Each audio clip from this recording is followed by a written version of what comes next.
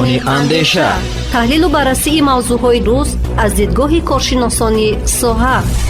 میزان اندیشه، برنامه تحلیلی در رادیوی فرهنگ با زیورشاهی اکتمشاه.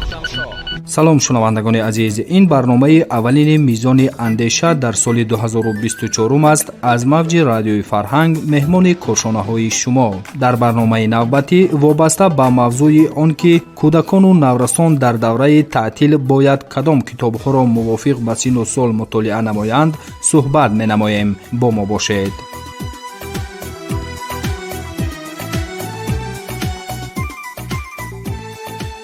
шайх саъдии шерозии бузург фармуда ки беҳтарин гавҳари ганҷинаи ҳастӣ сухан аст.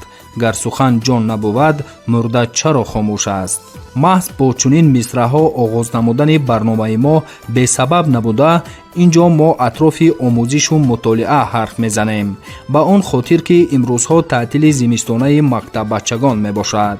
боварии комил дорам ки аксари хонандагони муассисаҳои таҳсилоти миёнаи умумии мамлакат бо рухсат шудан аз мактаб ба таътили зимистона ва умуман дар вақтҳои холигии хеш намедонанд кадом китобҳои ба сину солашон мувофиқро пайдо ва мутолиа намоянд. шунавандагони гиромӣ, вобаста ба ин ва дигар мушкилоти ҷойдошта суҳбате доштем бо адиби кӯдакон, роҳбари ташкилоти байналмилалии истиқбол, раиси нашриёти истиқбол латофат кинҷаева, ки ҳоло фишурдаи онро ба самъатон мерасонем. вобаста ба мувофиқ ба сину сол мутолиа намудани китобҳо аз ҷониби кӯдакону наврасон тавсия медодед. дар боби он ки имрӯзҳо аллакай таътили зимистони хонандагон оғоз шудааст ва дар ин таътил кӯдакони мо ба чӣ машғул мешаванд? оё падару модарони мо ҳаминро ба назар мегирифта бошанд? дар ҳамин маврид ман гуфтанӣ ҳастам ки вақте таътилҳои зимистонаву тобистонаи мо дар сину соли кӯдакии мо оғоз меёфтанд, аввалан муаллимон ба мо супориш медоданд ки дар ин таътил бояд фалон китобҳоро хонед ва ҳатман баъди бозгашт аз таътил мепурсиданд. ё худ дар вақти мавсими таътили тобистона ки 3 моҳ буд, аллакай рӯйхатҳои алоҳида барои мо пешниҳод мекарданд, ҳам китобдоро, ҳам муаллимони забон адабиёту.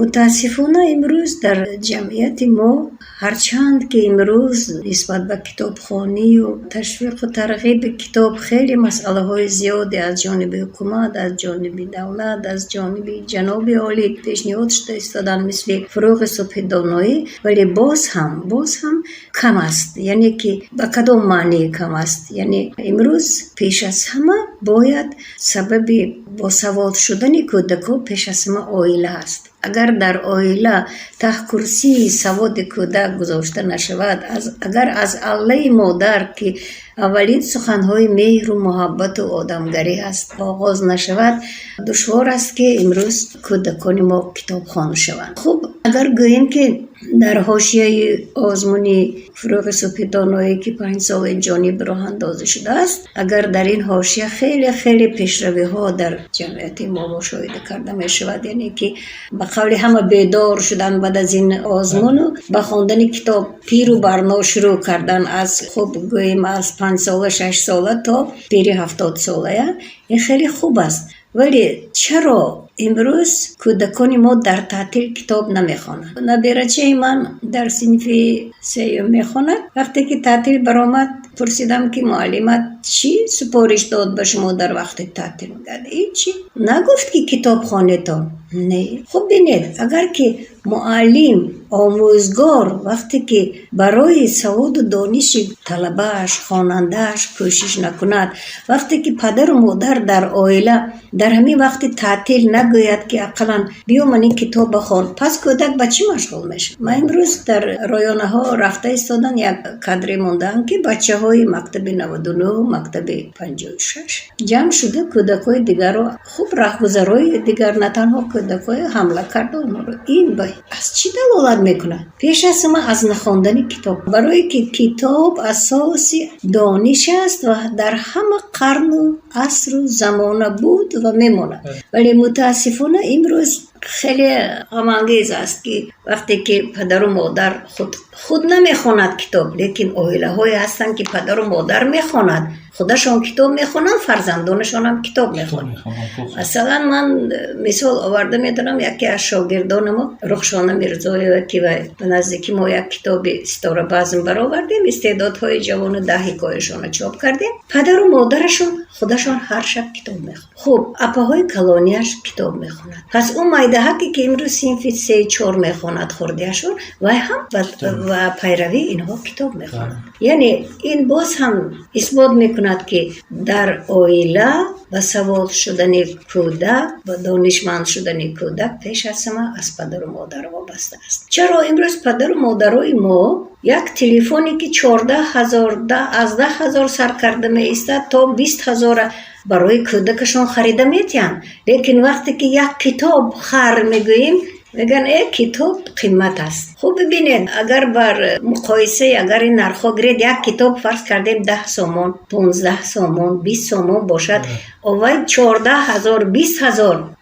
فرقیت تا کجا؟ چرا ما همین باور کنید وقتی که تعصیب به یکدیگر میکنن، یعنی از یکدیگر عبرت میگیرن کودکا در همین مورد، اونایی که امکانیتشون هست پولی زیاد دارن میتونن فرزنداشون با قیمت خرن تلفن، لیکن اون کم بغلی که نمیتونن، لیکن وایم پدر مادرش مجبور میکند که تلفن خرن. همین یک درد امروز بسیار یک زخم پیدا شده است با واسطه تلفن که تهدید به فرهنگ و ادب ما میکنه. اینا به یگان استحاله من میگویم، چون که کدام عائله نروید امروز 3-4 تلفن دارد وابسته به همه کودکاشون. باز این تلفن های ارزان هم نیست. پس وقتی که اگر ما فرق نسل ما و نسل کلانسال و امروز نسل جوان های گیریم، خب در زمان ما تلفن نبود، یکی تلویزیون بود، رادیو بود، روزنامه ها بودن، مجله ها بودن، لیکن بیشتر کتاب زیاد نشر میشد. کتاب به هر یک عائله رسانیده میشد،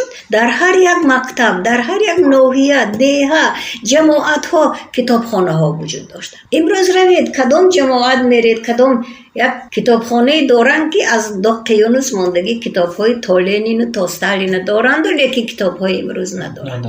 پس از کجا خواننده؟ اولش که در دل کودکان مهر کتابخانه را بیدار کردن، در کار سر کرده، از عائله تا مکتب و تا باغچه تا دانشگاه ها. حتی بعداً شاعر و نویسندگان ما امروز برای کودکان چگونه اثرها می آفرند. مثلا در روسیه، در دیگر دولت‌های متمدن پیش از همه برای کودکاشون بهترین کتاب‌ها را ایجاد میکنند، چون که سواد از کتاب است. معلمه اگر ما سر مسئله برگردیم، معذرت الجهد، امروز برای کدام سن و سال کدام کتاب‌ها را توصیه کردن ممکن؟ از اشعار کدام ادیبا و شاعران نویسنده؟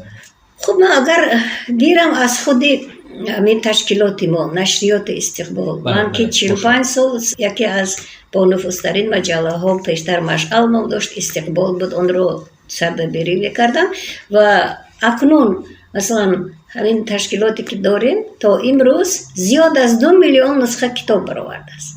ولی با چی عذاب ها، با چی مشقت ها ما این کتاب ها رو ناحیه به ناحیه برای کتابخانه ها اقلا دسترس میکنیم که از همونجا گرفته خوانند. خیلی مشکل است با ما. لیکن وقتی که اگر پدر و مادر خود بیدار شدن، من توصیه من از روی این کتاب ها ما با معیارهای بین المللی کتاب چاپ میکنیم. استقبال با 11 زبان دنیا کتاب چاپ میکنه و تا امروز زیاده از 500 نامگاه کتاب ها اثرهای بهترین ادیبان تاجیک، نویسنده هایی که برای کودکان می نویسند، نویسنده شاعرانی که از خارج هستند برای کودکان می نویسند، مثل اثرهای مشهور جهانی را ترجمه کردیم، جن ایر، شارلوت برانته، رابیندرانات تاگور، گارش و چندین کتاب های دیگر حاضر تیار هستند که ما ترجمه کرده آماده چاپ کردیم. متاسفانه مبلغ کافی نمیکند. ولی اگر امروز خودی پدر و مادرها با خبر شوند و فرض کردیم برای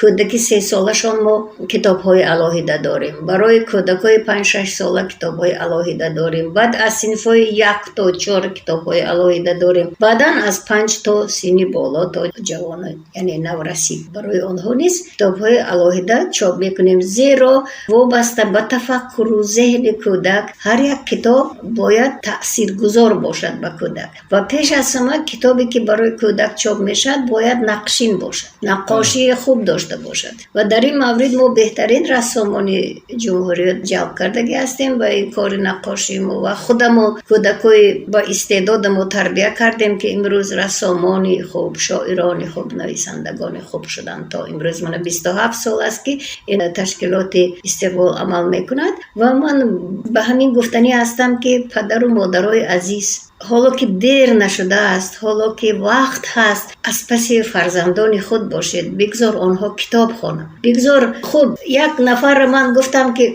چرا فرزندت کتاب نمیخواند؟ و میگوید که نمیخونم. میگوید چیکار کنم؟ گپی اگر پدر و مادر ما هم خیلی باشد پس از دیگرها چی امید کنیم از آموزگار و از رای؟ چرا نمیخواند؟ چرا؟ تو باید دانی چرا نمیخواهد خواندن کتاب؟ معلم عزیز، در همین دوام صحبت شما سوال برمیگردد که با همون گونه کودکان نفرانی که نمیخوانند میگوید با معلم هم خیلی جواب میگوید یا با والدینش یا با نفرای دیگر راههای جلب نمودن آنها با کتابخوانی و با مطالعه چگونه باشد؟ البته در این مورد خیلی راه‌های زیادی هستند. یکمش زیاد نشر کردن کتاب‌های کودکانه از جانب خب برنامه‌های مخصوص حکومتی باید باشد که در زمان شوروی این کار به میان گذاشته شده بود و میلیون‌ها کتاب نسخه چاپ می‌شد. یک مجله ما مثلا 300,000 نسخه در یک ماه چاپ می‌شد مشعل، حالا که امروز تمام جمع مجله‌های و جمع کنیم اینقدر نمی‌شود. خب برای این چیکار کردن در کار باز کتاب‌های بهترین شوق آور باشد برای کودک و سن و سالش موافق باشد. کتاب هایی که مثلا هستن از ادیبان ما، از ادیبان خوب تاجیک، لیکن باز از ادیبان دیگر که شهرت جهانی دارند. مثلا در زمان شوروی 15 جمهوری بین هم تجربه عوض میکردند و مهمان میشدند و کودکای ادیباشون مهمان میکردند و خودی کودکا مهمان میشدند. این خیلی خوب تاثیر میکرد به کودکان. بعدن در مکتب ها همیشه گذرانیدن واخوری ها با اهل ادب، شاعر، نویسنده و هنرمند. اگر که همین گونه واخوری ها زیاد شدن، خواه و ناخواه کودک به اندیشه میرود، فکر میکند، به وی تاثیر میکند. خاصه اگر یک اثر خوبی باشد که وی کودک بعد خواندن آن یا بعد صحبت با همون ادیب یا نویسنده برگردد به خواندن همون اثر. سلامت باشید. امروز با کودکان و نوجوانان ما شما اشعار کدام ادیبان را توصیه می‌دهید که بیشتر مطالعه کنند؟ اگر گوییم که در اساس برنامه‌های آزمانی جمهوری فروغ صبح دانایی اونجا در نمینیتی که کودکان باید چی خوانند اونجا هست. تمام ادیبان اونجا از نثر و نظم هر دو جادت جدا شده است. یعنی سر کرده از سردفتر ادبیات ما صدرالدین عینی. خب نه همه اثرهای البته استاد صدرالدین عینی مخصوص برای کودکان هست، لیکن اثرهای دارن که مکتب کهنه خالده و دیگر که شعرهای دارن که برای کودکان و بنابر همین مخصوص جدا کرده شده است در همین مورد. خب من بسیار میخواستم که پیش از همه کودکان ما ادیبای خودشون را شناسن، ادیبایی که برای آنها می نویسند. مثلا کودک 3 ساله تا 17 ساله من در نظر دارم، یعنی مکتب خانم. خب امروز میپرسید کدام ادیبای کدام خوب شاعران میشناسید، اکثریت جواب داده نمیتونن، بغیر از آنهایی که من امروز با شرافت آزمانی فروغ صبح دانایی امروز میخونند و جدل دارند و کتابای زیاد میخونند، بغیر از آنها دیگران پرسید نمیدونن. یعنی که امروز ما شاعران خوبی داریم که از خوب استادان بزرگ ما، از لاهوتی و دهاتی و از خوب پیرو سلیمانی و از گلچهره سلیمانی و عبید رجب، امین جان شکوهی، عبدالملیک بهاری، اکابر شریفی، اینهایی که گذشتند، لیکن امروز بازم هستند نویسنده هایی که بهترین شعرهایشان هستند. مثلا بهترین شعرهایی که ادیب کودکان یوسف جان احمدزاده نوشتن، قریب که بچه های زیاد زیاد شعرشون رو از یاد میدونن، مثل که شعری من کلام میشومی استاد مرسید مرشکر رو تا امروز باباهای ما هم میدونن. انا همین گونه باید شعرهای برای کودکان نوشتن در کار که نسل به نسل اون رو از یاد داند. خوب همین شعری مشهوری ورچه دانه یافت از تگ دانه یافت استاد یوسف جان احمدزاده. خوب شعرهای کودکانه خوب جوره هاشمی. خوب من نزدیک 50 کتاب زیاد نوشتم برای کودکان که موافق سن سالشون کتاب ها نشر شدن، از 3 سال سر کرده تا سنی به بلاغت رسیدشون. معلم معذرت زیاد باشد چند از کتاب های نوشتگی خود رو توصیه کنید، نامشون بگذار گپ زنید که خریداری نمایند، برای که مطالعه مقصد ما هم به مقصد برنامه نمودن ما هم همین است که نمیدونن کدام کتاب رو خریداری و مطالعه کنند. خوب اینجا داستان های اونجا در نامیناسی ادبیات کودک هم شعرها هم داستان ها آورده شده است. یعنی از هر یک ادیب اگر کودکان ما اقلا 2 شعر دانن، یک داستانش دانن یا خوب یک افسانهش دانن، این از هر یک ادیبی علاقه دایره دانش آنها زیاد بشه. چون که امروز ادیبانی ما کم نیستن که برای کودکان می نویسند، خود در گذشته بودند، خود امروز هستند. من توصیه می دادم خوب کتاب هایی که ما امروز نشر کردیم، من زیاد از 150 نامگو امروز کتاب های نشر کرده استقبال دارم. مرحمت بیاین، ما هر سال در عرفه عید بچه ها 1 ایون و عید ماه رمضان تخفیف کده خیلی خوب کتاب میفروشیم و در این مورد باید گفتن در کار که کودکان فعال هستن، بعد اعلان میبیان میگیرن. بنا باید همینه پدر و مادرها پیش از ما توصیه دیان کودکاشون با کتاب خونید، روید کتاب خرید یا شرایط فراهم آورن که کودکان کتاب خونن. خوب از کتاب های ما امروز داریم تمامی ادیبان تاجیک ما کتاباشون رو نشر کردیم. میتونم گویم من امروز از اونهایی که در نامشون در نامیناسی هستن خوب از سر کرده از گلنظر شادروان، سید علی مامور، از گلچهره سلیمانی، از یوسف جان احمدزاده، جوره هاشمی، علی بابا جان، عبدالملک بهاری، بهرام فیروز، بهترین نویسنده کودکان که حکایه های خوب و قصه های خوب دارن برای کودکان. فولاد تالیس، خوب ناظر جان باهیری داستانشون چاپ کردیم و کتاب های خود من که نزدیک گفتم زیاد از 50 کتاب نشر کردیم. داستان های من سرگذشت چوجه دانا، داستان مور انبور، خوب کتاب های بسیار که مشهور شدن، گفتار الف با چاپ کرده بودیم از نویسنده خلق تاجیکستان اشور سفر. بعد از آن من 3 الفبای دیگر نوشتم که خیلی مشهور شدین، الفبای خودآموز، الفبای زودآموز. متاسفانه الفبای عجایب ما هنوز در عرفه چاپ است، یعنی مبلغ نداریم که چاپ کنیم. اگر که امکانی مبلغ میشد، خب اگر همین کتاب ها خریداری میشدند، مثلا ما امکانی مبلغ به دست آوردن می داشتیم، الکی ما این 500 نامگوی شاید که زیاد از 1000 نامگوی برای کودکان کتاب نشر کردیم. بنابر همین من خواهش میکردم که به این مسئله جدی دقت دهند. مقامداران ما سر کرده از فرزندان خودشون تا فرزندان همسایه و خویش تبار، اگر که ما از خود ما سر کنیم هر یک کار انشاءالله موفق میشویم. و تا مکتب و تا گویم باغچه ها باید اصلا کتاب های نقشین داشته باشند. متاسفانه وقتی که من به مکتب ها و باغچه مراجعت میکنم برای خریداری کتاب، آنها میگویند که به ما کتاب های آوردن که برای باغچه‌ای که کودکی 3 ساله 4 ساله 5 ساله اونجا تعلیم میگیرد و تربیه میگیرد، لغت انگلیسی روسی چی در کار که قیمتش تا 200 سومون میستد، یا دیگر کتاب هایی که عموما کودک و خوانده نتوند این مجبوری خواندن در مکتب ها باغچه ها چی ضرورت دارد؟ انا خطاهای ما از کجا سر میزند؟ با این کار ما خدمت خیرسانه میکنیم، یعنی که نه تنها کودکای ما هوس نمیکنن به اون کتاب ها، چی را خوند؟ وقتی که یک کودک میبینه دلکه اون یک کتاب نقشین صورت های زیبا دارد، خواه و ناخواه با وی دقتش جلب میکند، زیبایی پرستی میآموزد، میسازد از اون شوق رسم کشیدنش میبیاد، شوق خوب شعرش از یاد میکند. هستن خیلی پدر و مادرایی که مخصوصا میکنن این کار، لیکن متاسفانه خیلی خیلی کم. سلامت باشید معلم. شاید امین امور برای شما باشد. در سال روان چند مرتبه خود همین تشکیلات شما نمایش و فروش کتاب رو در کدام ناحیه ها براه موندید؟ ما اینجا سال گذشته 2 بار با تخفیف در عرفه عید کودکان 1 ایون و در عرفه عید رمضان 2 بار فروش با میان گذاشتیم. بعدا نمایش کتاب های ما وزارت فرهنگ وقتی که نمایش کتاب های بین المللی کتاب 2023 تشکیل کرد، در آثارخانه، در خب تئاتر اپرا بالت گذرانده بودن.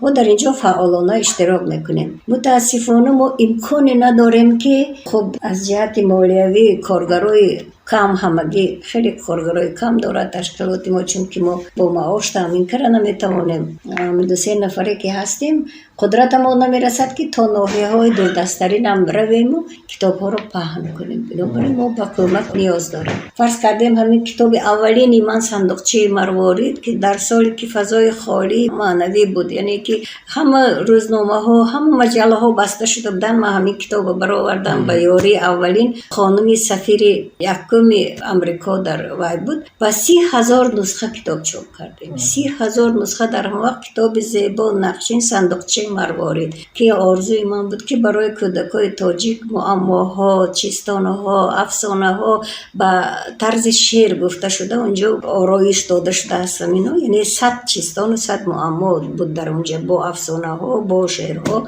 گفته شده است. بازی های گوناگون، از فن های گوناگون اونجا، مثلا از متماتیک، از تاریخ، از واسطه شعر اونجا. همین کتاب مشهور شد.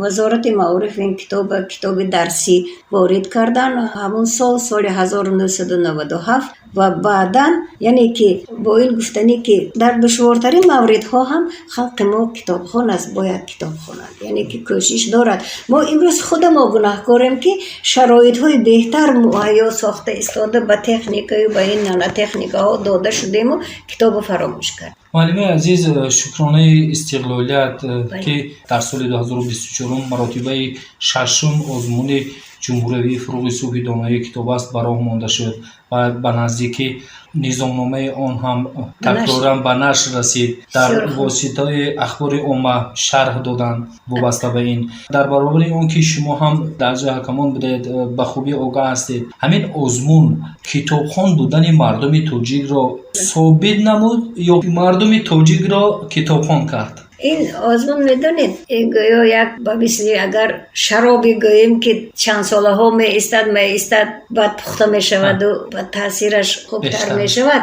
باباهای ما یعنی که امروزه نسل باباهاشون، بابا کلانهاشون، یعنی ما از ما کلانترها که در نهاد خود داشتیم همین و یعنی کتابخوان بودیم. در شوروی تاجیکستان باور میکنید که در جای اول می ایستاد. در میانی 15 جمهوری از جهت کتابخوانی در جای اول می ایستاد، یعنی همینقدر زیاد کتاب می خوندن مردم. و باید گوییم که همین از نو احیا کردیم و باز هم من خیلی امیدهای کلان دارم که این باز رونق تازه پیدا میکند، یعنی زیادتر مردم کتاب می جویند و کتاب می خوندگی شدن. و باز هم یک تمنای من همین بود که و این آزمون که اگر که باز هم شفاف بگذرد، خواننده های مثلا خواننده هایی که زیاد خوندند و کوشش کردن نه برای مبلغ، آنها برای خوب هستن، خواننده هایی که برای دانش خودشون، برای نشان دادن آن که آنها کتابخوان هستند، از عائله کتابخوان هستند، همین رو نشان دادنی هستند آنها. اگر در همین مورد ما شفافانه نگاه کنیم و حقیقت را به میان گذاریم، مگر